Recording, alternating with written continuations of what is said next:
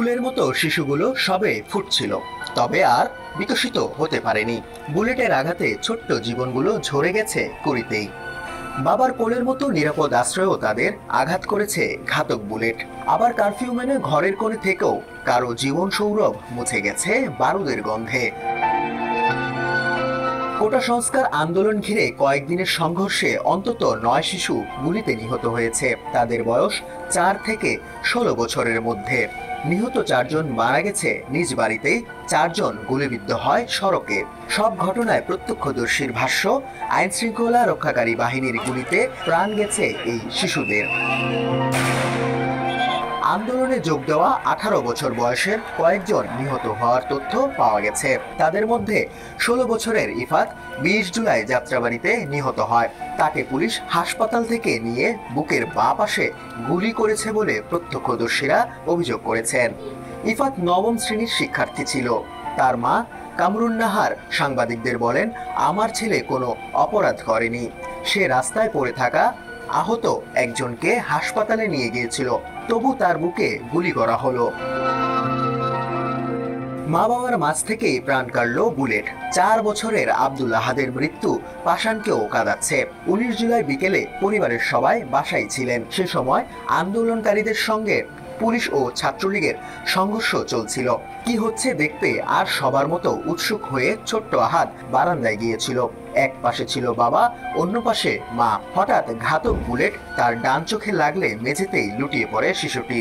রক্তে ভেজা সন্তানকে বুকে নিয়ে সংঘর্ষের মধ্যেই ঢাকা মেডিকেল কলেজ হাসপাতালে যান বাবা আবুল হাসান। শিশুটিকে নিবিড় পরিচর্যা কেন্দ্রে লাইফ সাপোর্টে রাখা হয়। চিকিৎসকরা জানান, গুলি চোখ দিয়ে ঢুকে মাথার ভেতরে আটকে গেছে। 20 জুলাই রাতে আহাদকে মৃত ঘোষণা করেন চিকিৎসকরা। বাবার কোলেও থাকেনি নিরাপদ নারায়ণগঞ্জের ছোট্ট শিশু রিয়া গোপের। বয়স হয়েছিল সবে 6 বছর। স্কুলে যেতে শুরু করেছিল কেবল। পুতুলের মতো মেয়েটি 20 জুলাই নারায়ণগঞ্জ সদরের নয়ামাটি এলাকার বাড়ির ছাদে খেলছিল। গোলাগুলি শুরু হলে বাবা তাকে কোলে নেন। হঠাৎ একটি গুলি এসে লাগে রিয়ার মাথায়। ওই দিনই তাকে ঢাকা মেডিকেল কলেজ হাসপাতালে ভর্তি করা হয়। তারপর 25 জুলাই নিভে যায় রিয়ার জীবন প্রদীপ। ঘরে থেকেও জমদূত বুলেটের হানা। টিয়ার শেলের ধোয়া ঘরে আসা ঠেকাতে 11 বছরের সাকফাত সামির জানালা বন্ধ করতে গিয়েছিল। তখনই একটি গুলি এসে বিদ্ধ করে তাকে। চোখ দিয়ে ঢুকে মাথার পেছন দিয়ে বেরিয়ে যায়। আরো গুলি লাগে ঘরে থাকা চাচা 17 বছরের মশিউর রহমানের কাঁধেও। মাদ্রাসায় 5ম শ্রেণীতে পড়তো সামির। তার পরিবার থাকে রাজধানীর মিরপুরে কাফরুল থানা সংলগ্ন বাড়িতে। 19 জুলাই ওই এলাকায় পুলিশ আন্দোলনকারীদের সংঘর্ষ চলছিল। পুলিশ এক পর্যায়ে বুলেট ছুড়ে, তাতে ঘরের মধ্যেই প্রাণ যায় সামিরের। 20 জুলাই পরন্ত বিকেল, তখন টিয়ার শেলের ঘাসে রাজধানীর চিটাগাং রোড এলাকায় ধোঁয়াচ্ছন্ন। বুকের মানিক 10 বছরের হোসাইনের খোঁজে দিক বিদিক ছুটছেন বাবা মানিক। বিকেল গড়িয়ে রাত, সংঘর্ষ তখন আরো তীব্র। মানিক মিয়া আবার খোঁজ নিয়ে জানলেন বাসায় ফেরেনি ছেলে। 9টার দিকে কেউ একজন মোবাইল ফোনে আহত হোসেনের ছবি দেখান। সহিংসতার মধ্যেই চড়াই উতরাই পেরিয়ে মানিক পৌঁছান ঢাকা মেডিকেল কলেজ হাসপাতালে। সেখানে লাশের স্তূপে পান তার ছেলের গুলিবিদ্ধ শরীর। আন্দোলন দেখতে গিয়ে ফিরলেন না মোবারক। 13 বছরের দুরন্ত কিশোর মোবারক হোসেন 19 জুলাই অন্য অনেকের মতো রাজধানীর কাঁঠালবাগান ঢাল এলাকার বাসা থেকে অদূরে কারণ বাজার মোড়ে গিয়েছিল আন্দোলন দেখতে। সেদিন বিকেল 5টার দিকে ছেলের মাথায় গুলিবিদ্ধ হওয়ার খবর পান মা ফরিদা বেগম। গুলিবিদ্ধ ঝাঁঝরা তাহমিদের বুক।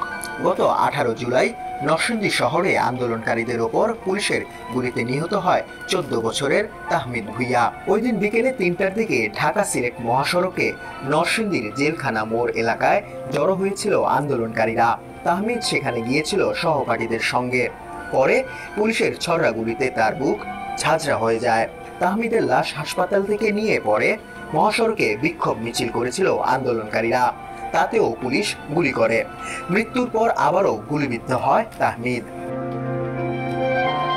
বারান্দায় নাইমার ঘাতক হয়ে আসে বুলেট।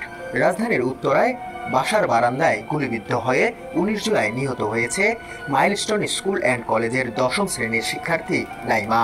নাইমার মা বলেন, বাসার সামনের সড়কে সংঘর্ষ হচ্ছিল, তা দেখতে 4তলা ভবনের বারান্দায় দাঁড়িয়েছিলাম, কিন্তু কিছু বুঝে ওঠার আগেই মেয়ের মাথায় গুলি লাগে, সেখানেই তার মৃত্যু হয়। শাহাদাত তনিম, সমকাল, ঢাকা।